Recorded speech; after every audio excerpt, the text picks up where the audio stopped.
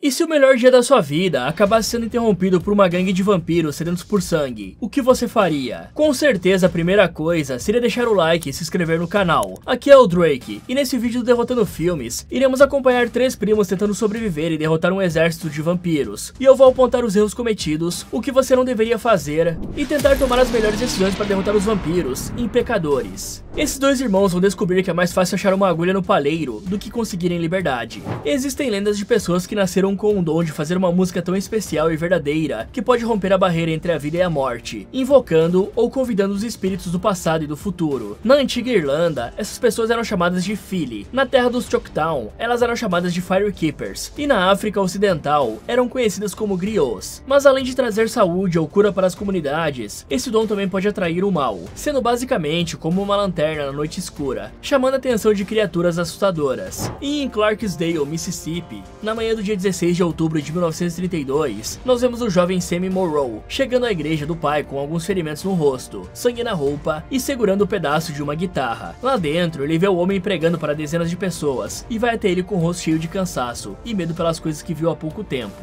Aí, vendo o estado do filho, o pastor Jedediah faz seu sermão usando o jovem como exemplo, dizendo que ele cedeu ao caminho do pecado e que os crentes que estão ali são instrumentos de Deus enviados para mostrar o caminho para os pecadores. Então, pai e filho se abraçam e o pastor pede pro menino jurar diante dele e da congregação que a partir de agora não irá mais seguir o caminho dos pecadores, mandando o garoto largar a guitarra em nome de Deus. Só que antes de vermos isso, voltamos para o dia anterior, quando o Sammy termina de colher a sua cota de algodão na plantação e volta para casa, onde acorda os irmãos e abre a porta dos fundos para admirar o belo nascer do sol. Em seguida, ele tenta pegar a guitarra embaixo da cama e descobre que ela não está mais ali. Ao mesmo tempo, os irmãos Stack e Smoke se encontram com um homem branco chamado Hogwood, que cospe no chão ao vê-los e pergunta se eles são gêmeos, já que são a cara de um e focinho do outro. Ouvindo isso, o Stack faz uma piada com a cara do babaca, dizendo que são apenas primos, e com as apresentações feitas, o Hogwood leva os dois para conhecer o moinho que eles querem comprar. Lá dentro, o cara conta que esse local já foi movimentado quando era ativo, então a dupla checa a construção e percebe que o lugar parece ter sido bem lavado recentemente, algo que deixa o Hogwood um pouco tenso e faz ele apressar a negociação, dizendo que não parece que os meninos querem comprar o local. Ouvindo isso, os dois falam que não tem meninos ali, apenas homens, com dinheiro de homem e balas de homem, o que faz o clima ficar um pouco tenso, já que os irmãos cercam o vendedor mostrando as armas e facas, uma cena que deixa o Hogwood bem nervoso e faz ele retirar o que disse, explicando que é apenas uma forma local de falar. A sorte dele é que no fim, a dupla não faz nada e apenas entrega uma maleta cheia de grana para ele, falando que vão comprar o moinho, o equipamento e as terras, e avisando que essa é a última vez que querem ver o Hogwood ou qualquer um que faça parte da Ku Klux Klan dele caminhando por essa região, pois se algum racista for visto por ali, eles serão finalizados na hora, o que faz o vendedor dar risada e dizer que a clã não existe mais. Mais tarde, o Sammy vai até a igreja avisar pro pai que terminou de colher sua cota diária e percebe que sua guitarra estava ali dentro da igreja. Então o pastor explica que pegou o instrumento porque quer a ajuda do menino no culto que acontecerá no dia seguinte, além de também pedir para ele ler Coríntios, algo que o Sammy não recusa, porém ele lê rapidamente e pega a guitarra, avisando que está saindo. Vendo isso, o pastor fala que não existe lugar mais importante que a casa de Deus, e como não quer bater boca, o Sammy apenas responde que trabalhou a semana toda e que agora só quer descansar um pouco, e que estará de volta no dia seguinte. Só que isso parece ser ridículo para o pastor, afinal, o menino quer se afastar para tocar música para bêbados e viajantes irresponsáveis, que só ligam para a curtição, e como não quer continuar essa conversa, o Sammy apenas diz que voltará pela manhã. Aí, vendo que não pode impedir o filho, o pai fala que se ele continuar dançando com o diabo, um dia o diabo vai segui-lo para casa. Nessa hora, o Stack e o Smoke aparecem de carro fora da igreja e chamam pelo Sammy, que voa para dentro do carro. Com isso, o Stack tranquiliza o tio, falando que o garoto vai voltar inteiro para casa, metendo o pé no acelerador para sair dali. Já na estrada, o Smoke questiona o garoto, para entender se ele tem sido bem tratado ultimamente. Então, o Sammy explica que está tudo certo, e pergunta sobre a cidade de Chicago, interessado em saber se é verdade que lá não existe Jim Crow e essas coisas, já que ele ouviu falar que lá um homem negro pode ir onde quiser. E ouvindo isso, o Smoke acaba com o sonho do menino, dizendo para ele não acreditar em tudo que escuta, até porque Chicago é igual ao Mississippi, só que com prédios altos no lugar de plantações, tanto que foi por isso que os dois voltaram de lá. Mas uma coisa que os irmãos definitivamente recomendam para o Sammy é que ele entre na UVP, onde você pode aprender a investir de verdade, mesmo começando do zero. Tudo isso 100% online no seu ritmo. E em apenas 8 semanas, você já entende o suficiente para começar a investir com mais consciência e buscar uma vida financeira mais tranquila para você e sua família. E antes que você fique desconfiado dessa proposta, a UVP oferece uma garantia real. Se você fizer o curso inteiro e não se sentir satisfeito, você pode pedir 100% do valor de volta e ainda emitir o certificado. E se quiser ter a certeza da credibilidade, é só olhar no Reclame Aqui. UVP. São mais de 60 mil alunos e nenhuma reclamação sobre isso. Além das aulas, a UVP fornece várias ferramentas para te ajudar a organizar a sua vida financeira e evitar que você cometa erros na hora de investir, aumentando muito mais a sua taxa de sucesso, permitindo que você cadastre a sua renda mensal, suas despesas como conta d'água e energia. E assim a ferramenta faz cálculos reais de quanto é possível que você invista com o seu salário, sem prejudicar o seu conforto, e te permitindo até mesmo ajustar quanto você planeja gastar com lazer, sem ter que deixar de investir no seu futuro. Tudo isso com gráficos simples e uma plataforma totalmente intuitiva. E se bater alguma dúvida no caminho, você ainda conta com uma comunidade ativa de alunos e com lives semanais com o Raul Sena, o fundador da UVP e referência no mercado. E ao se inscrever, você também ganha acesso à conta de investimentos da UVP Capital, com cashback em renda fixa, curadoria de ativos e a possibilidade de solicitar um cartão UVP Black, com cashback na fatura, e acesso às salas VIP. É só clicar no link da descrição e preencher o formulário. E se for aprovado, você garante acesso total às aulas e ferramentas por um ano inteiro. Lembrando que isso não é promessa de dinheiro fácil, é um caminho testado com método e suporte, para quem quer construir uma vida financeira sólida e com mais liberdade. Mas aproveite para dar uma olhada agora, pois o curso vai sofrer um reajuste de preço daqui a pouco tempo, já que o valor do que eles estão cobrando está bem abaixo do que o curso entrega, além de atualizações constantes que eles fazem nos módulos para manter o conteúdo atualizado. E após contar para o Semi sobre a UVP e que Chicago não era tão boa assim, já que é melhor lutar contra os demônios que você já conhece. Em seguida eles param um local onde tinha escondido um caminhão e começam a tirar os galhos de cima do veículo. O problema é que na hora em que vai ajudar, o Semi acaba revelando uma cobra que estava escondida no veículo. Por sorte, os irmãos trabalham rápido e em equipe, finalizando o bicho com um golpe na cabeça. Nessa hora, o Smoke percebe que eles estão um pouco atrasados para conseguirem inaugurar o clube ainda essa noite, e sugere que deixem para fazer isso na próxima semana, algo que o Stack discorda, dizendo que é um lindo dia para serem homens livres no próprio bar de música, como sempre quiseram. O Smoke acaba concordando com isso, e fala que para isso dar certo, eles precisam se separar e lidar com diferentes tarefas ao mesmo tempo, o que pode ser um problema, já que não vai ter ninguém olhando o caminhão enquanto ele conversar com os shows. E como solução, o Stack diz pro irmão deixar as pessoas verem ele saindo do caminhão. Assim, ninguém vai ser burro bastante para fazer besteira, porque nem mesmo 7 anos longe da cidade faria as pessoas se esquecerem dos gêmeos. Aí com as coisas decididas, o Smoke manda o Semi ficar de olho no Stack, já que o idiota não sabe se cuidar e sempre se mete em problemas. Então eles se despedem e o Stack pega uma garrafa de álcool e vai embora de carro com o Semi, enquanto o Smoke vai de caminhão. Ok, uma coisa interessante de falar é sobre o tal Jim Crow, que o Sam perguntou. Pra quem não sabe, Jim Crow era o nome de um personagem criado por Thomas Dartmouth para o seu musical de 1932. Nesse musical, Thomas fazia blackface, se passando por um homem negro escravizado, que dançava e cantava. A peça toda girava em torno de humilhação e depreciação das pessoas negras, para a diversão do público.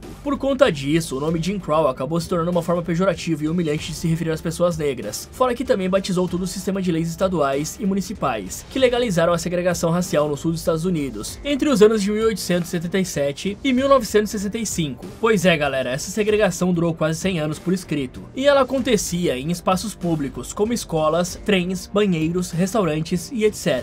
Eles eram separados para pessoas brancas e negras, sendo que os destinados aos negros eram muito precários. Além disso, infrações menores rendiam penas muito mais pesadas. Isso porque prisioneiros negros viravam mão de obra barata nas chain gangs, o que era basicamente escravidão com um nome diferente. E quem contestasse essa ordem racial poderia ser violentamente agredido, linchado ou preso, sendo que a própria Ku Klux Klan agia como um braço informal do governo para agredir os negros. Fora isso, em 1870, foi aprovada a 15ª emenda que garantia o voto universal masculino. Ou seja, a partir daqui os negros já poderiam votar, certo? Só que não, pois em alguns estados ainda era exigida uma quantia de pagamentos e testes de alfabetização para o registro eleitoral. E aí que tá a sacanagem. Isso porque, como eu disse, os negros eram segregados e recebiam uma educação inferior à das pessoas brancas, o que fazia com que o nível de conhecimento escolar fosse menor, e consequentemente eles não tivessem o dinheiro para pagar a taxa ou a alfabetização para os testes. Para deixar mais simples, é o mesmo que arrancar uma das suas pernas e dizer que você vai recebê-la de volta se correr 1 km em 5 minutos. Aliás, a cobra que estava escondida no caminhão era uma cascavel, só que uma espécie nativa, especialmente comum nos Estados Unidos e no México. Elas preferem áreas secas ou florestas e são altamente venenosas. O veneno é hemotóxico, ou seja, ele destrói tecidos, causa necrose, dor intensa, inchaço e interfere na coagulação do sangue. E apesar de raramente atacarem sem provocação, as cascavéis são responsáveis pela maior parte dos casos de picadas por cobra venenosa nos Estados Unidos, com cerca de 7 a 8 mil ocorrências por ano, e felizmente menos de 5 acabam sendo fatais. Então, caso você vá para uma área árida em um desses países que eu falei, lembre-se de usar bota de cano alto e calças grossas, faça um barulho ao caminhar por esses locais, e nunca coloque as mãos em buracos, pedras ou troncos caídos, e de preferência, afaste-se com calma caso escute o som de chocalho, porque elas preferem avisar e fugir do que atacar. Além disso, os irmãos deveriam ter levado mais a sério algo que eles mesmos perceberam, que era o fato do moinho parecer estar muito limpo, porque geralmente isso acontece em cenas de crime que foram lavadas recentemente, e deve ter sido justamente por isso que os dois mencionaram essa estranheza, até porque um cara da Ku Klux Klan jamais limparia o local para dois compradores negros, pois obviamente o cara é um racista, né? E isso aqui é algo para prestar atenção, porque pode indicar que a Klan ainda está ativa por aquela área, o que com certeza é perigoso, já que os gêmeos querem fazer um clube nessa área e receber muitas pessoas negras. Então o correto seria esperar mais tempo para abrir o clube, para ter certeza de que eles estariam bem preparados caso recebam alguma visita surpresa de um racista. E por falar nisso, seria ideal o clube ter seguranças armados, para tentar desencorajar esse tipo de visita. E se eles realmente quisessem inaugurar o local, poderiam fazer isso de forma reduzida, como se fosse um ensaio fechado só com amigos confiáveis da comunidade negra local. Seria tipo uma pré-abertura, antes da grande estreia. Isso poderia ser muito bom para os negócios, pois esse grupo passaria para frente as novidades sobre o clube e atrairia novos clientes para o lugar, além de não chamar tanta atenção da Klan. Agora sobre o Stack indo sozinho para a cidade, ele poderia contratar alguém de confiança para ficar de olho no caminhão. Se eles estiverem com grana, isso é fácil de fazer. E aí a pessoa poderia ficar de longe, fingindo ser um bêbado ou um mendigo, para ficar cuidando do caminhão de forma camuflada.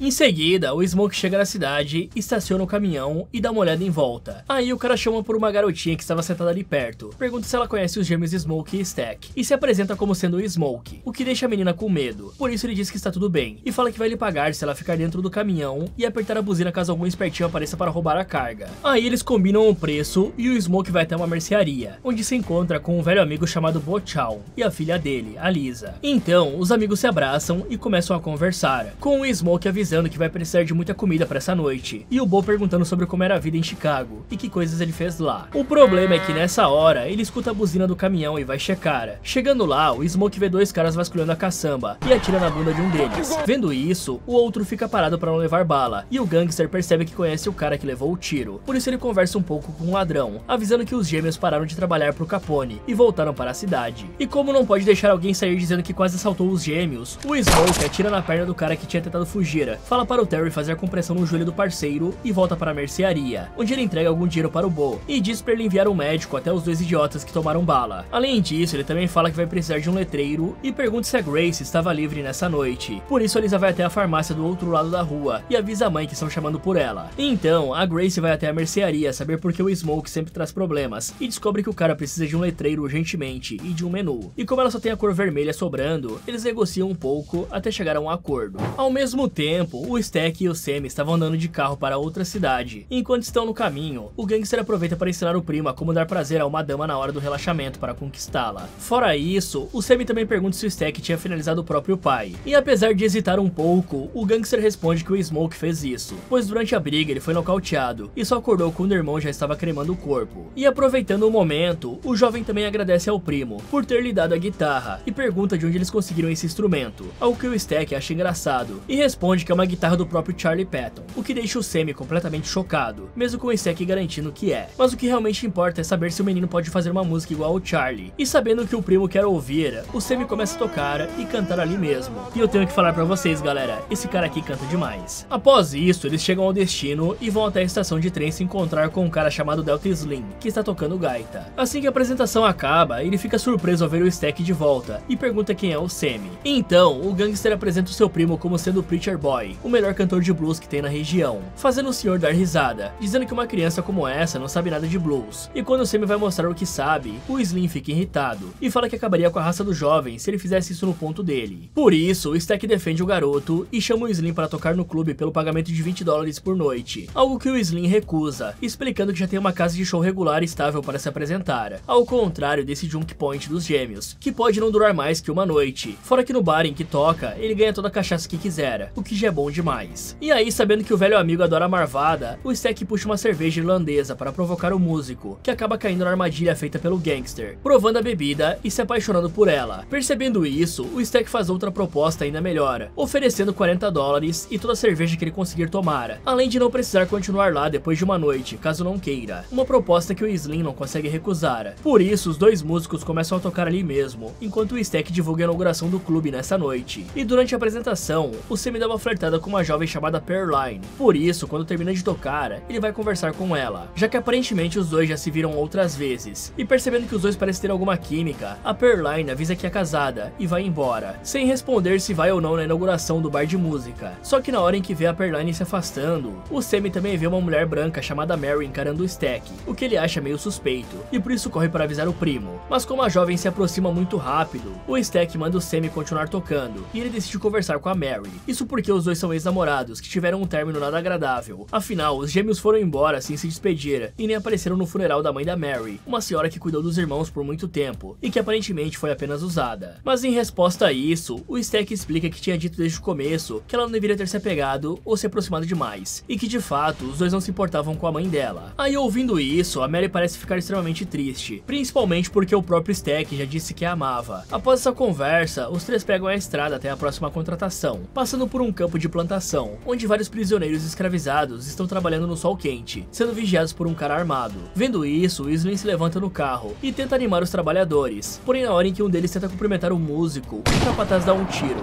que infelizmente não dá pra saber se foi só de aviso ou não. Além disso, Weasley fala que conhece aqueles homens e conta que algum tempo atrás ele estava andando pelo Delta com um amigo, quando os dois acabaram sendo presos por vadiagem e jogados em uma cadeia, onde foram obrigados a tocar, algo que eles fizeram e chamaram a atenção de todos que passavam na rua. E por serem tão bons, eles foram jogados em uma viatura e levados até um casarão cheio de pessoas brancas e ricas, onde mais uma vez tiveram que tocar para sobreviver. E a apresentação foi ótima, pois como ele mesmo fala, os brancos adoram o blues, só não gostam de quem o faz. Após isso, os dois receberam algum dinheiro e decidiram seguir caminhos diferentes. O Weasley gastou tudo com bebidas, já o amigo dele decidiu ir para outra cidade e fundar uma igreja. O problema é que na hora em que ia entrar no trem, ele foi capturado por membros da clã, que inventaram histórias dizendo que ele finalizou um homem branco e abusou da esposa dele. Por isso, o coitado foi castrado e linchado na própria estação. Em seguida, eles param em outra plantação de algodão, e ali o Stack sai do carro para falar com um antigo amigo chamado Cornbread. Então ele não perde tempo e já fala que tem negócio para discutir a sós com o cara. Porém o Cornbread fala que agora está casado e não pode perder tempo com os esquemas dos gêmeos, já que precisa bater a cota diária. Então o Stack manda a cota diária e a esposa do cara irem catar coquinho, e fala que o casal ficaria muito feliz em saber quanta grana poderia ganhar.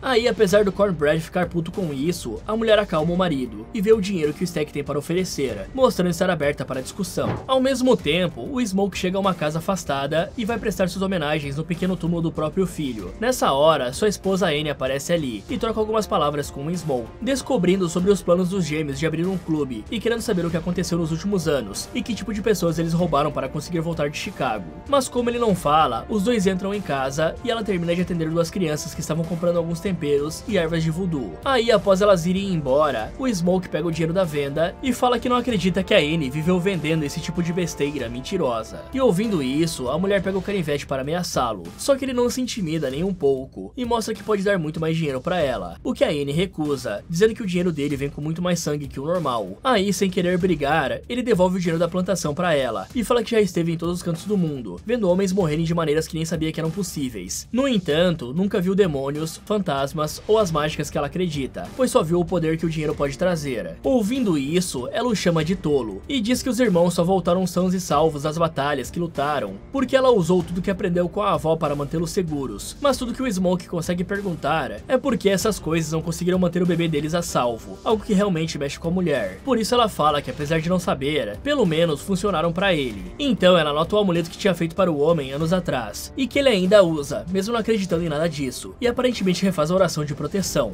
Depois os dois trocam algumas palavras, com o Smoke explicando que gostaria que ela cozinhasse no clube e dizendo que apesar de doer ver a essa casa, ele ainda vem pois a ama e sente a sua falta. Aí, diante dessa declaração, nenhum deles consegue mais resistir e começam uma longa sessão de relaxamento para tirar o atraso de vários anos. Bom, aqui foi mostrado um exemplo perfeito do que eu falei anteriormente, pois antigamente era muito normal os negros serem presos por coisas até sem sentido e depois levado para as chain gangs, que são aquelas equipes de prisioneiros forçados a trabalhar em serviços subhumanos, e na verdade isso acontecia com certa frequência. Por exemplo, no Alabama, em 1908, um homem foi preso por vadiagem e condenado a 30 dias, só que acabou virando um ano de trabalho forçado em uma mina de carvão, mas infelizmente ele nunca chegou a ver a prometida liberdade, isso porque ele morreu antes de sair. O pior disso é que a tal vadiagem, na verdade era apenas porque a vítima estava andando na rua sem ter um trabalho formal, ou seja, pura perseguição por conta de preconceito racial. Agora, se tratando do Smoke, ele realmente não tinha muita escolha, além de contratar alguém para vigiar o caminhão. A questão é que poderia ser muito mais seguro pedir para um adulto que o conhecesse fazer isso, como eu falei antes, né? Porque se a clã passasse por ali e visse uma criança cuidando de um caminhão cheio de coisas, é quase certeza que a pequena iria se ferrar, ou até mesmo se tornaria uma refém em um possível conflito. Além disso, disparar nos ladrões também poderia ser problemático. Isso porque, como já foi visto, vadiagem já era um motivo para um negro ser preso naquela época. Então, se os brancos que estivessem ali começassem a denunciá-lo por perturbação de paz ou algo assim, os gêmeos poderiam até mesmo ser caçados. E o Slim fez algo muito perigoso ao tentar conversar com os prisioneiros. Isso porque eles estavam sob a lei Jim Crow, em um dos locais mais racistas da época. Então, aquele tiro de aviso podia muito bem ter acertado em cheio nele, e o guarda nem teria problemas para justificar, se é que ele precisasse fazer isso. Além disso, agora que a Annie apareceu e mostrou que é uma griot, eu acho legal mencionar que, apesar do que o filme disse no começo, teoricamente os Philly, os Guardiões de Fogo e os griots não são a mesma coisa, e nem são totalmente equivalentes. Isso porque os Phillys eram poetas sagrados que tinham o dom da palavra. Com esse dom eles podiam curar, amaldiçoar ou inspirar os outros, e com esses poderes, os Phillys também tinham acesso a outros mundos. Já os griots têm origem em alguns povos da África Ocidental, e são vistos como guardiões da memória oral da comunidade, sendo narradores de histórias, músicos, historiadores e etc. Eles usavam a música como meio para curar, fora que por conta da espiritualidade, os griots podiam invocar os espíritos ancestrais, o que os fazia ter conexão tanto com o passado quanto com o mundo espiritual. Em algumas tradições eles também pressentiam ou avisavam sobre o futuro.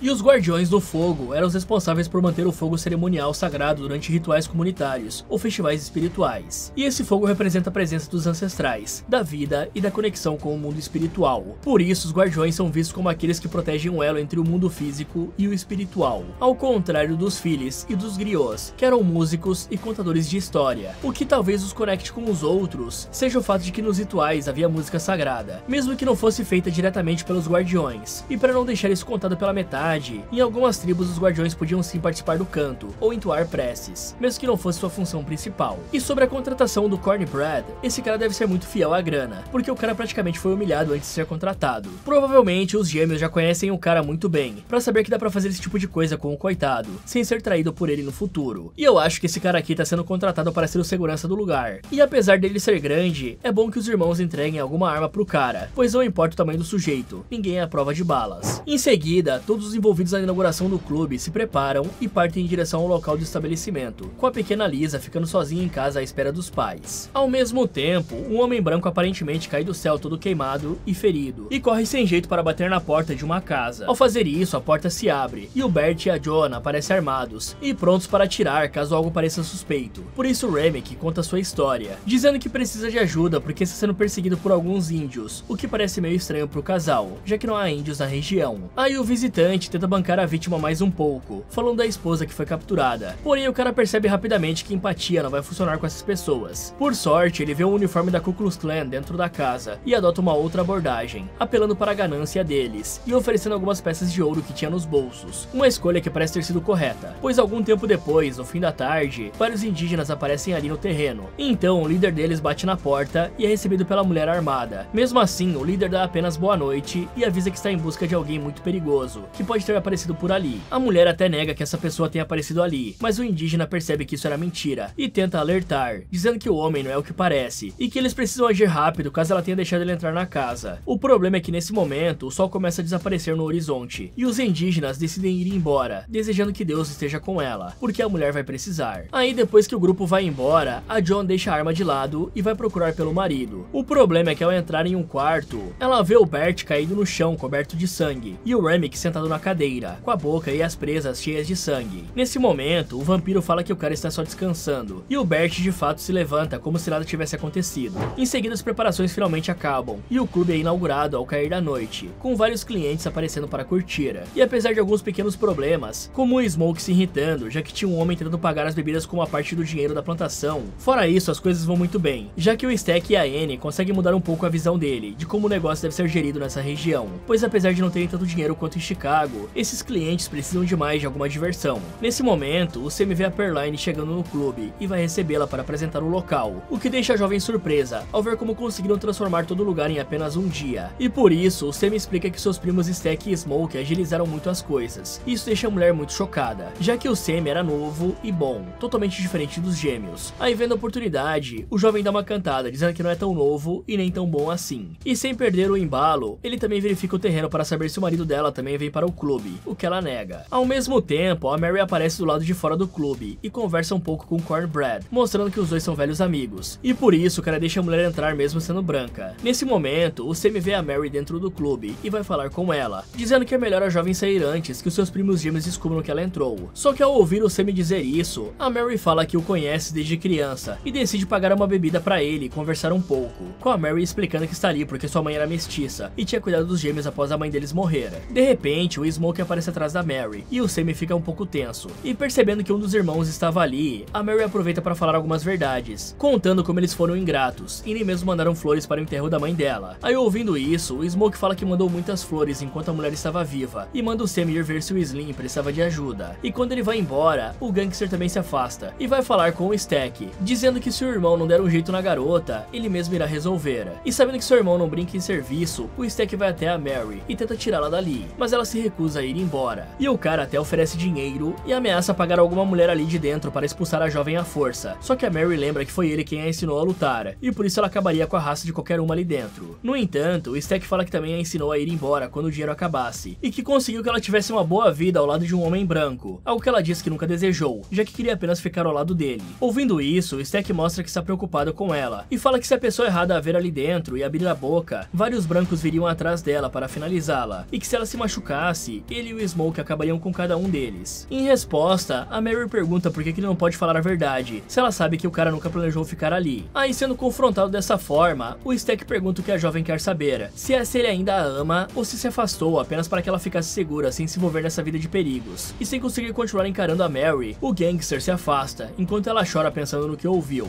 Alguns minutos depois, o Delta Slim para de tocar o piano e atrai a atenção dos clientes, e fala a respeito do jovem Preacher Boy. Então ele chama o jovem para a frente e diz para ele se apresentar aos espectadores antes de tocar. Por isso o Sammy se apresenta para os clientes e começa a cantar e tocar uma música feita por ele mesmo. E o Sammy canta tão bem que todos ali ficam impressionados com a sua voz, e isso acaba sendo tão mágico que ele quebra a barreira espiritual entre o passado e o futuro, fazendo com que os espíritos de todas as épocas apareçam ali para curtir e dançar. O problema é que enquanto todas as pessoas estão apenas curtindo sem entender de verdade o que está acontecendo, o vampiro e seus dois seguidores, Bert e Joan, percebem que a barreira espiritual foi quebrada. Ok, antes de tudo, eu acho legal explicar que o dinheiro de plantação nada mais é do que uma moeda que os fazendeiros, como Hogwood, usavam para pagar os trabalhadores de plantação de algodão. Esse papel parece dinheiro, mas só circula dentro da própria plantação e nas instalações do fazendeiro, como farmácias, armazéns e lojas de bebida. Por isso, o Smoke não queria aceitar. E essa prática de pagar os trabalhadores com dinheiro que só pode ser usado nas lojas do fazendeiro serve para manter os trabalhadores presos à terra e ao chefe, afinal não tem onde gastar. E historicamente, essa ideia vem das fazendas do sul e minas de carvão do interior dos Estados Unidos, que realmente emitiam o próprio dinheiro de companhia. E aqui no filme, isso também foi combinado com a prática do sharecropping, que nada mais era do que o dono das terras oferecer uma parte do terreno para os trabalhadores, e no fim da estação, eles dividiam a colheita, sendo que o sharecropping passou a existir após a abolição da escravidão, o que é basicamente uma prisão econômica. Aliás, a abolição da escravidão no Mississippi só foi oficializada em 7 de fevereiro de 2013, quando o estado finalmente ratificou a 13ª emenda da Constituição dos Estados Unidos. Pois é, mesmo ela tendo sido aprovada em 1865, o Mississippi levou inacreditáveis 146 anos para reconhecer formalmente o fim da escravidão. Além disso, para um casal de racistas que não se importa em fazer coisas terríveis com pessoas negras, esses dois foram muito idiotas em deixar o cara entrar na casa sem mais nem menos, até porque não tinham como garantir que o Remick era uma boa pessoa. E bom, já que eles eram membros da clã, eu nem vou me dar o trabalho de ajudar esses babacas racistas a se livrar do Remick. Agora, falando dos irmãos, o maior erro deles foi acreditar demais na bondade das pessoas que até pouco, literalmente pouco tempo, ainda estavam agredindo e finalizando os negros, no caso, a clã.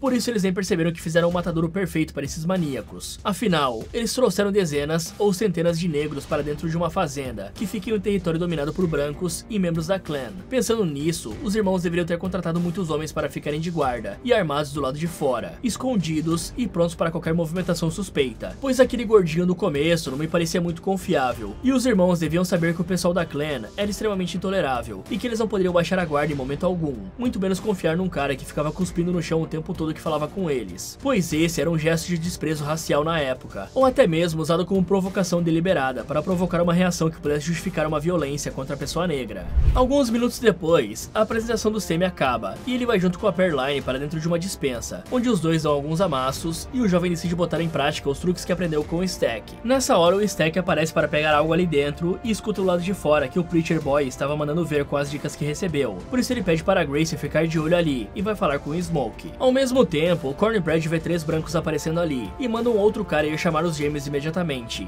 Aí quando os visitantes se aproximam, o Cornbread pergunta o que eles desejam ali, e o vampiro líder explica que o que eles querem querem era curtir uma boa música, dançar e beber. Fora que os três também são músicos e gostariam de entrar. Só que na hora em que o Cornbread os impede, os gêmeos chegam ali com o resto do grupo, já que a essa altura os dois pombinhos já tinham saído da dispensa. E aí, vendo o grupo, o vampiro diz que se chama Remick e apresenta os outros dois. E o mais estranho é que eles ficam impressionados ao verem o Sammy, dizendo que a voz dele era algo incrível, que poderia ser ouvido mesmo à distância. Com isso, Smoke começa a conversar com eles para saber de onde os três vêm, e se são da clã. Então a Joan fala que vieram da Carolina do Norte, e o Remick nega rapidamente fazer parte da clã, dizendo que acreditam apenas na igualdade e na música. Aí, para provar que são uma banda que só está ali para se divertir, o trio começa a tocar uma música chamada Pick Poor Robin Clean, o que realmente impressiona o Stack, que acha bem divertido. Porém o Smoke não cai muito nessa, e diz que é melhor a banda ir para as casas de músicas para as pessoas brancas, que é na cidade, já que ali é uma juke joint. E percebendo que estavam sendo expulsos por serem brancos, o Remick pergunta por que a Mary pode entrar e eles não. Aí, antes que a própria jovem possa responder, a Annie diz que é porque ela é família, o que faz o Remick questionar se os três não podem fazer parte da família apenas por uma noite. Mas como o Smoke decide parar de conversinha e colocar a mão no coldre, o Remick diz que já está indo embora, bem devagar, para o caso de mudarem de ideia. Dessa forma, o grupo volta para dentro do clube e começa a discutir sobre o que tinha acontecido, com os dois irmãos ficando preocupados por terem deixado a arma pesada na caçamba do caminhão. Só que a Mary os acalma, lembrando que eram apenas 3 pessoas e que a arma pesada não será necessária. Além disso, o Smoke explica que expulsou a banda porque as coisas poderiam ficar feias caso algum negro pisasse nos sapatos deles, ou algo assim, já que seria como uma desculpa para iniciar uma briga. Em seguida, o Smoke leva o Sammy para um canto mais isolado e conversa com o garoto para saber como ele está se sentindo nessa noite. Porém, ao ver que o primo parece ter se perdido no sentimento de rockstar e que estava querendo ir para Chicago, o Smoke conta que ele e o irmão encontraram uma cidade chamada Mount Bayou, que foi fundada por um ex-escravizado e onde tudo pertence aos negros. Infelizmente, eles não puderam ficar lá por conta da fama do pai, mas como o Sammy é um filho de um pastor, ele pode se mudar para essa cidade, fazer música de igreja e viver com pessoas decentes. Só que o Sammy se recusa a ir para Mount Bayou, afinal, além de ser filho de um pastor, ele também é primo dos gêmeos. Além disso, ele fala que o Smoke não pode dizer como ele deve viver a própria vida, e que se não gosta disso, é melhor finalizá-lo ali mesmo. E ouvindo isso, o gangster fala que irá acabar com a raça do menino, se souber que ele está tocando em outro lugar igual a esse, e até mesmo aponta a arma pro jovem para dar aquele susto. Ao mesmo tempo, o Stack e a Mary conversam a respeito da situação financeira do clube, pois juntando os dólares e o dinheiro da plantação, vai demorar mais ou menos 2 meses para começar a ser rentável. E aí, se lembrando da banda que ainda devia estar pelas redondezas, a Mary fala que ela poderia ir lá ver se eles têm dinheiro de verdade para gastar no clube. Aí, para não ter perigo, o Stack entrega a arma para a Mary e ela sai do clube, indo até o trio que estava a alguns metros de distância, cantando e tocando. E quando terminam a música, o Remick descobre que a jovem está ali para verificar se eles são boas pessoas e se tem dinheiro para gastar. Por isso, o vampiro diz que definitivamente são boas pessoas. Pede para o Bert mostrar o ouro para a Mary, algo que impressiona a garota, fazendo ela perguntar de onde veio isso. Mas o Remick responde de uma maneira muito estranha, dizendo que o ouro é de outro local e tempo, algo que não fará bem para ela. Afinal, ela perdeu alguém recentemente e precisa de amor e comunhão, o que deixa a Mary ainda mais impressionada, já que a sua mãe de fato morreu recentemente. E sabendo disso, o Remick diz que gostaria de ter conhecido as duas mais cedo, para que pudesse ter salvo a mãe dela, assim como pode salvá-la. Nesse momento, ela vê que o líder está se babando todo e ficando com os olhos vermelhos, e puxa a arma para ir embora, sentindo que algo ali estava errado.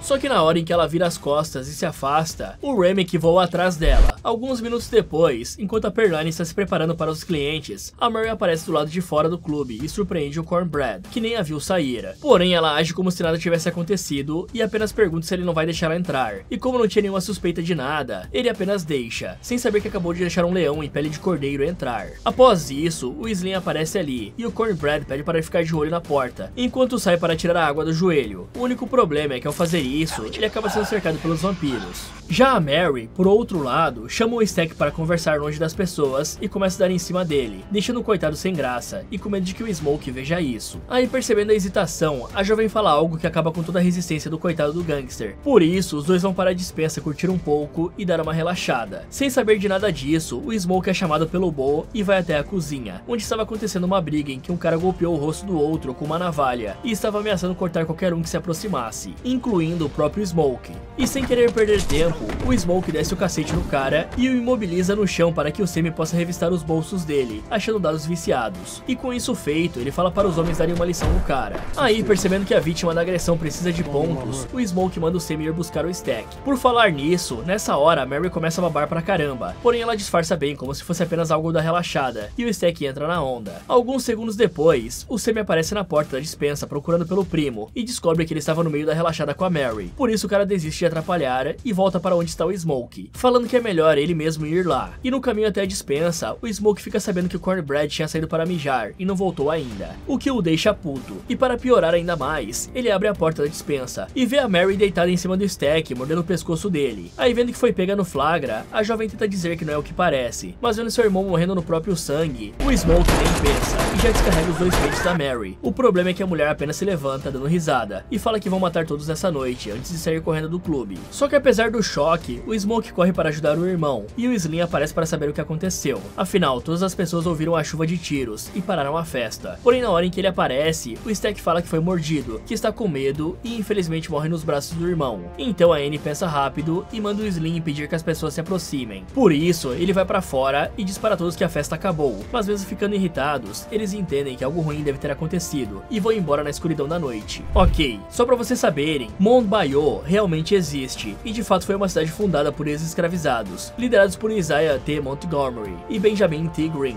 Essa cidade é conhecida como a Joia do Delta. Em seu ápice, entre 1900 e 1920, Mont Bayou tinha mais de 40 negócios, incluindo bancos, jornais, serrarias e etc. Em 1908, o presidente Theodore Roosevelt parou o trem na cidade e chamou o lugar de, abre aspas, um exemplo cheio de esperança para o povo de cor, fecha aspas. E agora falando sobre os erros cometidos aqui, o maior deles, obviamente, foi a Mary sair sozinha do clube e ir atrás do trio desconhecidos e esquisitos. Isso porque ela não sabia que tipo de pessoas eles eram, e nem como iriam reagir ao fato dela estar em uma juke joint, cercada de negros. Afinal, vale lembrar que o próprio Stack disse que os brancos poderiam acabar com a vida dela caso soubessem disso. Mas se a Mary ainda fosse fazer isso, ela deveria ter ido com um Cornbread atrás para ter cobertura, com a arma na mão, e evitado se aproximar demais da banda. Fora que sair com as costas viradas para eles também foi de uma burrice sem tamanho, até porque mesmo armada, ela não conseguiria reagir se tomasse um golpe na parte de trás da cabeça e desmaiasse. Um plano melhor ainda seria os gêmeos aproveitarem que o moinho é alto e ficar vigiando a moça lá de cima, fazendo um binóculo improvisado, usando duas garrafas cortadas. Isso era usado por caçadores e pescadores da época. Dessa forma, eles iriam ver o que aconteceu com a coitada e não deixariam ela retornar para dentro do clube. Fora isso, os irmãos foram muito descuidados em deixar os três esquisitos irem embora sem mais nem menos, pois eles podiam muito bem ser algum tipo de informantes dos membros da clã, que estavam ali para pegar informações. E mesmo que os dois não achassem que precisavam se preocupar com isso, eles deviam ter imaginado que a própria Mary correria perigo, caso outras pessoas ficassem sabendo que ela estava ali. Por isso, os gêmeos tinham que ter capturado essa banda, prendido os membros em algum lugar até a festa acabar. Depois era só investigar os caras e decidir se os liberariam ou se os finalizavam. Além disso, Cornbread sabia que tinham desconhecidos pela região e não devia ter ido pro meio do mato e esvaziar a bexiga, pois é como eu disse antes, ele pode ser grande, mas não é dois. Então o cara corria um grande risco de ser pego por trás, lá ele, e ter que enfrentar três pessoas que talvez estivessem armadas. E por esse mesmo motivo, o Smoke ou a Annie deviam ter avisado os clientes para irem embora com cuidado, ou até mesmo para ficar mais juntos enquanto vão para os carros. Assim poderiam evitar ataques de membros da clã, ou quem sabe dos vampiros, que o público ainda não tinha ideia que existiam. Já o pessoal que ficou, bom, a Annie possivelmente pode ter algum conhecimento sobre esse tipo de coisa, e mesmo que ela não tenha, deu pra ver que a Mary não tá nem um pouco normal. Por isso a primeira coisa que o Smoke precisava fazer era pegar as armas do caminhão para proteger esse lugar, pois definitivamente algo sobrenatural acabou de finalizar o seu irmão, e infelizmente não tem tempo para ficar de luto, e por ser um soldado, ele deve saber muito bem disso. Aí quando restam apenas os conhecidos ali dentro, o Sammy começa a se culpar, dizendo que poderia ter ajudado se não tivesse entendido errado e achado que os dois estavam apenas relaxando. Por sorte, a Annie consegue manter a calma e consolar o jovem, falando que não é culpa dele. Além disso, ela também pergunta se a Mary falou algo antes de fugir, e o Sammy menciona que ela tinha dito que eles vão finalizar todos. E pensando como a mulher simplesmente saiu correndo após tomar vários tiros, a Annie entende que tem algo muito errado acontecendo, e fala gentilmente pro Smoke que precisam tirar o corpo do Stack de dentro do clube. Afinal, algo sobrenatural pode estar acontecendo. Porém, mesmo sabendo a verdade, o Smoke se recusa a tirar o corpo do irmão dali, e pergunta se a mulher não tem alguma magia que pudesse trazê-lo de volta, algo que quase a faz chorar por ter que negar, e ver o marido ficar ainda mais triste. A parte boa é que mesmo diante dessa situação, o Smoke continua racional, e sabendo que as coisas estão erradas. Por isso o cara diz pra Annie que ela é a melhor coisa a respeito dele, e manda todos saírem da despensa para deixar o corpo sozinho ali. Ao mesmo tempo, a Grace insiste para que o Bo vá pegar o carro para que possam ir embora, pois as coisas não estavam indo como deveriam ser, e apesar de se sentir mal por ir embora enquanto o Smoke acabou de perder o irmão, o Bo ainda obedece sabendo que os dois precisam voltar para cuidar da filha deles. Nessa hora, quando as pessoas saem de dentro da despensa e trancam a porta, o Cornbread aparece do lado de fora como se nada tivesse acontecido, e é confrontado pelo velho Slim,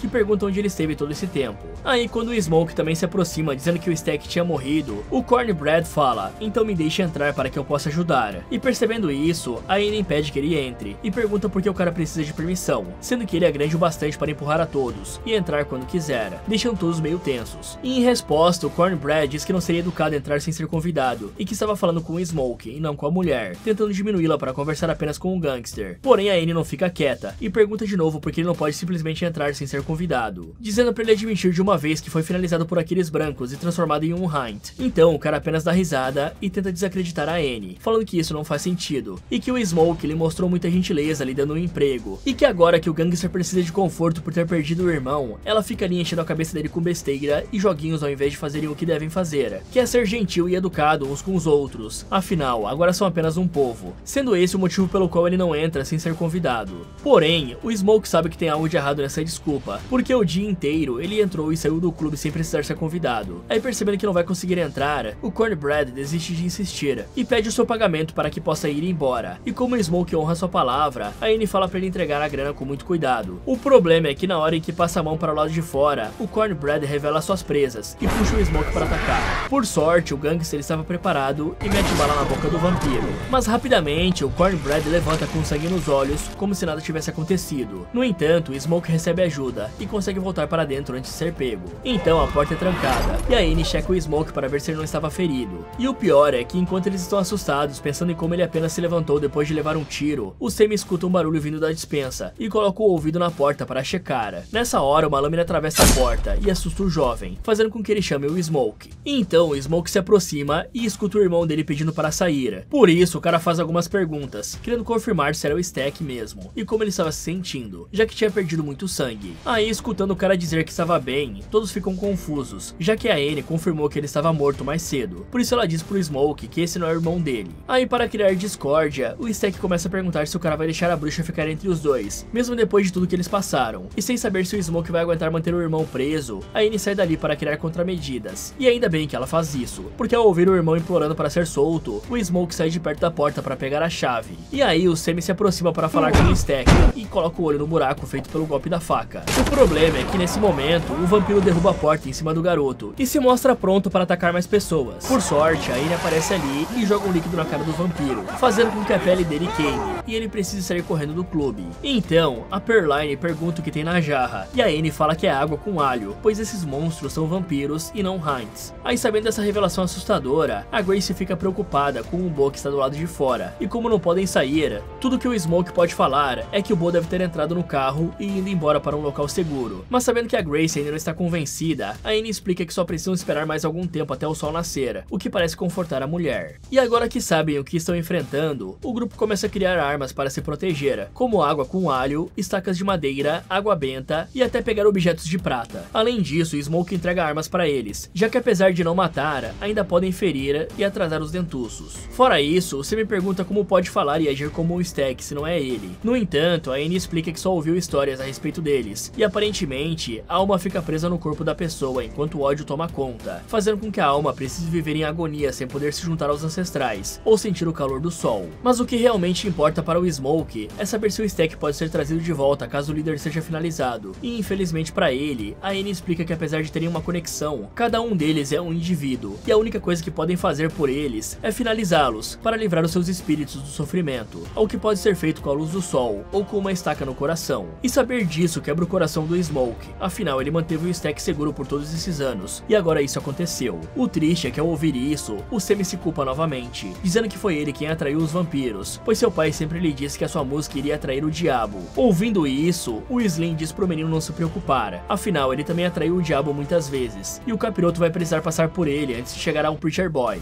Bom, agora que o grupo já tem noção de que estão lidando com vampiros, é como dizem, conhecimento é poder, pois sabendo disso eles podem entender como combater as criaturas da melhor forma possível. Com isso dito, a melhor arma para lidar com os vampiros é a clássica estaca. Além disso, ficou claro que o alho também é muito efetivo. Sendo assim, eles poderiam muito bem tentar criar mais dessas bombas de água misturadas com alho, e quando acabasse o alho, eles poderiam tentar benzer a água e fazer água benta, pois isso também funciona igual ao alho, ou talvez até melhor. E por sorte eles têm um jovem conhecido como Preacher Boy bem ali, né? E apesar de ele não ser um crente fervoroso, com certeza tem muito conhecimento que deve ter adquirido com as lições do seu pai. E ele já mostrou ter um grande poder espiritual e ligação com esse mundo sobrenatural. Aliás, uma coisa que poucas pessoas mencionam é que assim como os lepracons, que têm aquela obsessão por sapatos e precisam polir sempre sempre que vem um. Em algumas culturas e folclores, os vampiros têm um problema igual com sal grosso, sementes de papoula e de mostarda. Isso porque nessas lendas, se você espalhar algum desses itens pelo chão, o vampiro terá que parar e contar cada grão que tem ali, o que na teoria seguraria o vampiro até o nascer do sol e acabaria com ele.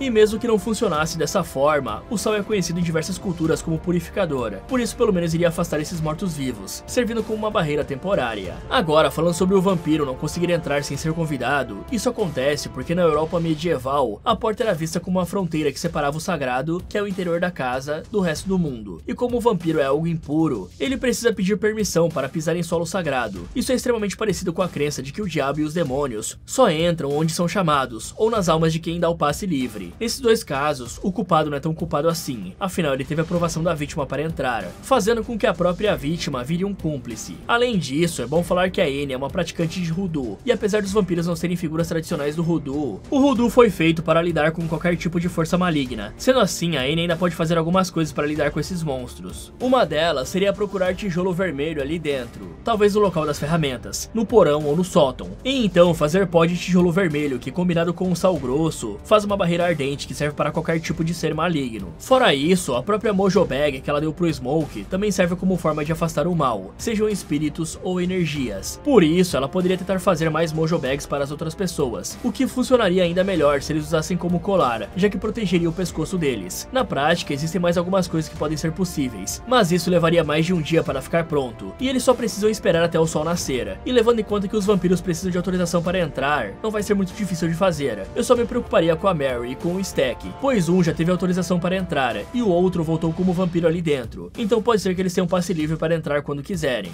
Porém, além de todas essas preparações, eu também pegaria todas as facas, facões, machados e ferramentas que tem ali, e passaria bastante alho nas pontas, pois apesar de não finalizar os vampiros, com certeza os atrasaria bastante, e como a maior proteção deles é ficar dentro do clube, eu diria que todos ali devem colocar algo para tampar os ouvidos e evitar cair em possíveis provocações, pois como os vampiros só podem entrar se forem convidados, o Remick com certeza vai começar a fazer ameaças e propostas para ver se alguém os convida, e isso é bem possível, já que muitas pessoas gostariam da vida eterna, sem contar que o Bo, o marido da Grace, está lá fora, e os vampiros podem muito bem capturar o cara e torturá-lo na frente do grupo para fazê-lo sair ou entregar o Semi, e como o Semi se culpa por tudo, ele pode querer sair para se entregar. Aliás, o Smoke devia apenas ter jogado dinheiro no chão, ao invés de arriscar ser atacada pelo Cornbread. Em seguida, a Anne puxa o Smoke para um canto, e fala que se ela for transformada em vampiro, ele precisa prometer que vai acabar com seu sofrimento na hora, pois assim como ele, ela também tem alguém esperando do outro lado. Só que mesmo entendendo que ela está falando do bebê, ele ainda fala que não vai deixar nada de ruim acontecer. Nesse momento, alguém dá um grito, e o grupo se reúne no bar onde há um corpo caído em uma poça de sangue. Aí imaginando que ele deve ter sido mordido, mas sem saberem quem foi o responsável, eles apenas levam o corpo para o lado de fora do clube, antes que ele se transforme. Só que ao largarem o corpo, eles veem que dezenas de vampiros estavam dançando e cantando em uma roda irlandesa, a poucos metros de distância do clube. Aí sem pensar muito, o Smoke leva o Semi de volta para dentro, onde o grupo também se reúne em uma roda, mas essa é para que cada um coma um dente de alho e prove que não é um vampiro. O problema é que a Pearline se recusa a comer, dizendo que é besteira, mostrando que não gosta de alho. Porém, como isso é necessário, o Smoke aponta a arma e manda ela comer. O Semi até tenta falar em defesa da jovem, no entanto, o Smoke bate nele e força a Pearline a comer o alho. E o bom disso é que fica provado que ela apenas odiava alho. Após isso, o Slim come o dente de alho e acaba passando muito mal, quase como se estivesse sido afetado negativamente pelo alho, e de certa forma estava, mas é apenas porque ele misturou com os muitos litros de cerveja que ele tinha tomado mais cedo. Aí percebendo que ninguém ali é um vampiro, eles vão ao bar novamente verificar se aquela poça realmente era de sangue, e assim descobrem que era apenas bebida. Aí para completar, nesse momento o cara que foi colocado para fora do clube acorda, e percebe aquela roda de dança bizarra feita pelos vampiros, por isso começa a bater na porta e gritar pedindo para entrar. Então, percebendo que fez besteira, o Smoke vai rapidamente abrir a porta. O problema é que já era tarde demais, e o Cornbread ataca o cara na frente de todo mundo. Pra piorar ainda mais, o Bo aparece ali e começa a falar com a Grace, dizendo para ela deixá-lo entrar, para que possam pegar as coisas e irem embora. Só que a mulher sabe que aquele não é mais o seu marido e resiste. Então o Smoke diz que vão dar um jeito de sair dessa, e o Remick chega ali falando que ele é a saída, pois esse mundo não liga pra eles, não os deixa construir nada e não os deixa se reunir para festejar, o que é justamente o que os vampiros vão fazer juntos. E aproveitando a deixa, o Bo fala que é melhor desse jeito, e que por isso a Grace deveria deixá-los entrar, e caso ela não deixe, o Remick fala que irá atrás da Lisa na mercearia. Afinal, os vampiros têm um tipo de consciência coletiva, e ele sabe tudo que o Bo sabe, e para provar isso, ele fala fala em chinês com ela, dizendo saber que ela gosta de ser lambida e que por isso vai morder com gentileza. E quando o Sammy pergunta se ele é o diabo, o Remick fica feliz em vê-lo, dizendo que veio exclusivamente por ele. Afinal, o cara deseja ver o seu povo novamente e precisa da música do garoto para isso, pois só ele pode atravessar a barreira espiritual e invocar os espíritos do passado. Por isso, o vampiro fala que se entregarem o Sammy, os outros podem ficar vivos. E por esse motivo, o próprio Preacher Boy decide se entregar. Só que os outros o impedem, e o Slim fala que o Remick não pode ter o garoto. Aí na hora em que o Smoke diz o mesmo, o vampiro fala que o Smoke não tem capacidade de salvá-lo, assim como não salvou o irmão.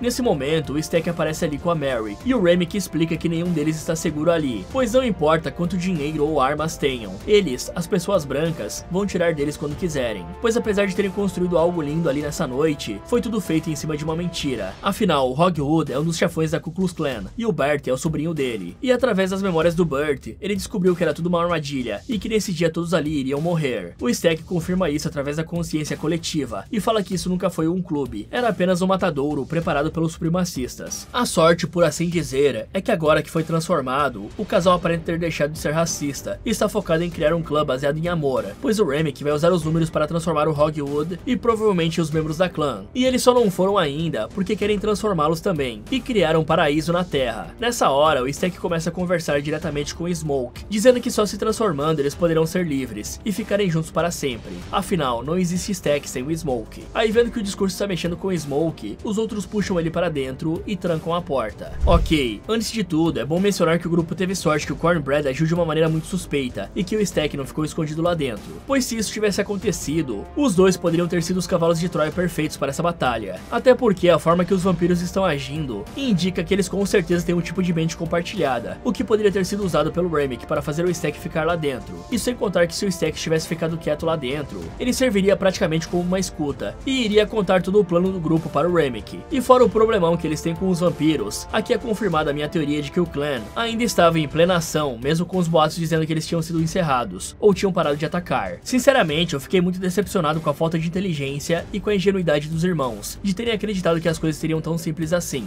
Eles tinham que ter imaginado desde o começo que esse grupo de doentes jamais deixaria os dois irmãos negros criarem um local de alegria e diversão para o próprio povo, dentro de terras dominadas pela clã. Outro erro idiota do grupo foi ter jogado o coitado pra fora sem nem checarem se ele realmente era um vampiro ou não, e isso poderia ter sido feito facilmente. Era só cheirar o líquido para ver se tinha cheiro de sangue ou não. Aí, quando percebessem que era bebida, podiam checar com calma o corpo do cara, para ver se tinha alguma mordida. Assim, eles teriam uma mão de obra a mais e um inimigo a menos. Além disso, os humanos deveriam ter cortado todo tipo de comunicação com os monstros, pois atualmente na cultura pop, games e filmes, e histórias atuais, é bem comum que os vampiros tenham hipnose e leitura de mente, e por isso era melhor não arriscar que um deles fosse controlado, e os convidassem para dentro. Aliás, vale lembrar que o Sammy tem o dom da música espiritual, e pode conectar o mundo dos vivos e dos mortos. Por isso, talvez a Anne pudesse combinar seus conhecimentos com o garoto, e fazer um ritual musical, onde ao invés de atrair a alma do mundo dos mortos, o Sammy enviasse as almas amaldiçoadas dos vampiros para o pós-vida. E na teoria, isso pode ser possível com o poder do Sammy. E mesmo que isso não dê certo, vale lembrar que eles precisam apenas esperar o sol nascer. E se tudo der certo, entre muitas aspas, é bem possível que o Hogwood chegue ali antes disso e encontre os vampiros. Assim, os dois grupos entrariam em uma batalha, e os sobreviventes dentro do clube ganhariam bastante tempo. Por isso, a melhor escolha aqui é dar um jeito de desmaiar a Gracie e evitar que ela faça besteira, pois por conta da filha, ela é a mais aberta a ser manipulada. Por isso, alguém precisa ficar o tempo todo com ela. Só que por ter sido ameaçada, a Gracie está muito ansiosa e com os nervos à flor da pele. Por isso, na hora em que o gangster diz que precisa de tempo para pensar, ela fala na cara dele tudo que o Remick fez e fala que ele não tem mais tempo para pensar. E então ela vai para o bar e continua a fazer alguns coquetéis Molotov. Nessa hora, os vampiros se reúnem na frente do clube e começam a cantar. E a gota d'água acaba sendo quando ela vê o Bo mandando um beijo para ela. E então a Gracie perde a paciência e decide abrir a porta. O Smoke e a Anne até conseguem impedir, mas ao pensar em sua filha, a Gracie acaba gritando para os vampiros entrarem, algo que o Remick escuta em alto e bom tom. Aí, sabendo que não tem mais como atrasar as coisas, o grupo de humanos pega as armas e fica na frente da porta esperando os vampiros entrarem. E depois de alguns segundos de tensão, os vampiros finalmente invadem e a batalha começa. A luta é brutal e violenta, com pessoas e vampiros morrendo para todos os lados. A própria Gracie vai para cima de um monstro e morre queimada junto com ele sem hesitar. O problema é que no meio dessa luta, a Anne joga água com alho no Remick e vê o líder vampiro se afastando com dor. Aí na hora em que vai avisar o Smoke que todos sentiam dor juntos, ela acaba sendo atacada e mordida no pescoço pelo Stack, que olha para o irmão que está lutando com o Remick e diz que tudo ficará bem agora. Nessa hora, Perline é atira no Stack e no Remick, dando a chance para o Smoke se levantar e ir até a esposa lamentar o que tinha acontecido. Só que ao fazer isso, ele é lembrado da promessa que fizeram mais cedo e enfia a estaca no coração dela, algo que surpreende tanto o Stack quanto a Mary, que estavam felizes pensando que a resistência iria acabar. Aí vendo a namorada afetada pela morte da amiga, o Stack pega ela e a leva para longe dali, mas antes mesmo que o Smoke possa lamentar, o Slim o puxa para cima e avisa que precisam ir para trás do clube para proteger o Sammy. Aí para garantir algum tempo para eles, o Slim corta o próprio braço e chama a atenção dos vampiros. O problema é que apesar do Slim atrair a maioria dos vampiros e ganhar algum tempo antes de ser devorado, o Remick e o Stack já estavam esperando na porta de trás e os atacam assim que a porta se abre. E aí enquanto os irmãos lutam, o Remick ataca o Sammy, fazendo com que a Pearline precise enfiar uma estaca nas costas do vampiro, algo que realmente salva o jovem. No entanto, o Remick muda de alvo e morde a mulher. Aí o Sammy fica puto, tenta enfiar uma estaca nele e tem a mão agarrada. Por sorte, o Smoke atira várias vezes no vampiro e liberta o músico. E sabendo que não pode mais ser salva, a Pearline e o Smoke insistem para que ele vá embora e corra até o sol nascer. Então ele obedece e tenta fazer isso, mas após cair uns 3,5 metros de altura, ele machuca a perna e só consegue mancar por alguns metros e chegar à beira de um lago antes de ser alcançado pelo Remick. O vampiro explica que quer as histórias e as músicas do garoto, e em troca irá lhe mostrar as próprias histórias. Porém, na hora em que é capturado, o Sammy começa a recitar uma oração, pensando que faria efeito no vampiro. Só que pro seu azar, o próprio Remick e os outros vampiros também recitam a mesma oração, mostrando que não são afetados por ela. E percebendo que o jovem parece assustado em ver que ele não tem medo de Deus, o Remick explica que há muitos anos atrás, essa crença foi forçada a ele pelos homens que roubaram as terras da sua família, e apesar de odiar aqueles homens, as palavras realmente traziam conforto. Segundo ele, aqueles homens mentiam para si mesmos e para eles, contando histórias sobre um deus acima e um diabo abaixo, além de mentiras que falavam que os homens dominavam as feras e a terra. E para o Remick, nós somos as feras, a terra e Deus. Nós somos homens e mulheres, todos conectados. Nesse momento, o Sammy pega a guitarra que estava carregando até agora e quebra na cabeça do vampiro, fazendo com que o disco de prata que estava na guitarra perfure e fique preso na cabeça do vampiro, fazendo com que todos os vampiros mais fracos fiquem em agonia. Já o Remick, por outro lado, retira o disco da cabeça e agarra o Sammy pelo pescoço, dizendo que agora o garoto vai sentir o gosto da morte, para que os dois possam fazer belas músicas juntos.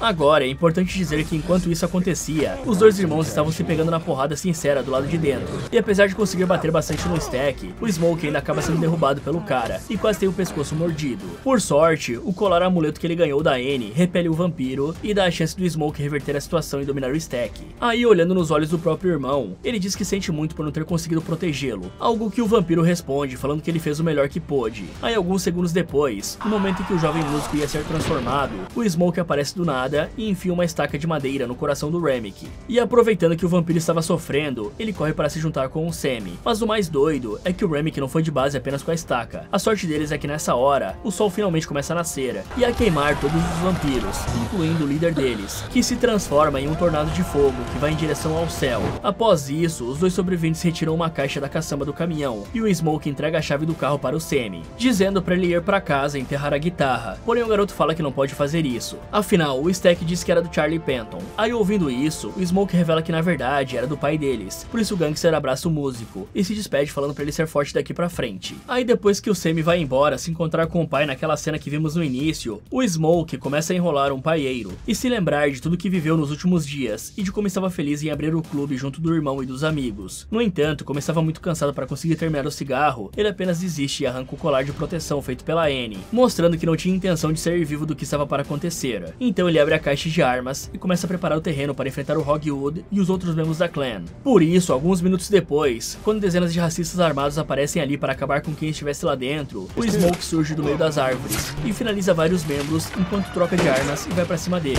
Aí, vendo que o Hogwood estava ferido e que a maioria estava sem vida, os extremistas restantes tentam ir embora rapidamente. Porém, o Smoke joga uma granada dentro do veículo e não deixa isso acontecer. O único problema é que ele é acertado por um tiro na barriga no meio de tudo isso. Apesar disso, o gangster ignora a dor e vai até onde está o Hogwood, que é o único que ainda está vivo no meio dessa bagunça toda. Então ele pega um cigarro do cara e se senta para fumar, o que o faz ter uma visão da Annie e do bebezinho deles, com ela falando que não quer que a fumaça chegue até a criança. O triste é que o Hogwood atrapalha esse belo momento, dizendo que pode dar muito dinheiro pro Smoke, caso ele o deixe viver. Aí, sentindo nojo e raiva do cara, o Smoke descarrega o pente da Thompson no corpo dele. Com isso feito, ele pega o bebê no colo e fala que o pai finalmente está ali com ele. E o Sammy, por outro lado, é visto indo embora de carro para Chicago, deixando claro qual foi a resposta dele para o pastor. Ok, tava bem claro que a Grace era o elo mais mais fraco e provavelmente quem faria besteira. Afinal, a filha dela estava sendo ameaçada, e o Bo já tinha se tornado um vampiro. Por isso, o grupo realmente deveria ter tido sangue frio e apagado a mulher temporariamente, de preferência colocando um pano na boca dela para impedir que ela falasse, e amarrando a coitada em alguma sala no fundo. Além disso, ficou bem claro aqui que a água com alho era realmente muito efetiva. Por isso, o grupo deveria ter feito muito mais dessa água especial e jogado nos vampiros como se fosse uma chuva dentro do clube. E para isso, eles poderiam deixar alguns recipientes no segundo andar e jogar água de cima para baixo para pegar mais vampiros. Outra coisa interessante é ver como o stack foi impedido pela Mojo Bag feita pela Annie, o que mostra que esse poder sobrenatural do Hoodoo realmente pode ser usado contra qualquer tipo de espírito maligno. E para falar a verdade, até molotovs de água com alho poderiam ser feitos. Com certeza seria mais eficiente que um molotov real, né galera? Pois aí não precisa botar fogo em nada. E é até contraditório eu falar para não botar fogo em algo aqui no canal. Mas o que justifica é que eles estavam do lado de dentro e não de fora. Se fosse o contrário,